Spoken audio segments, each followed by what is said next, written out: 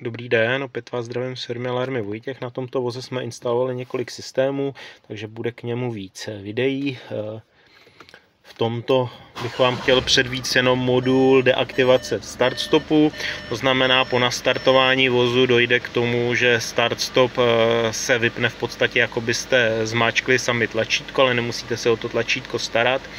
U vozidel od modelové řady 2020 už nejde ten start stop většinou vypínat diagnosticky, takže zákazníci většinou volej volbu tlačítka než nějakého složitého přeprogramování, které nemusí být ani v podstatě funkční. Takže vidíme, že start stop se nám automaticky vypnul.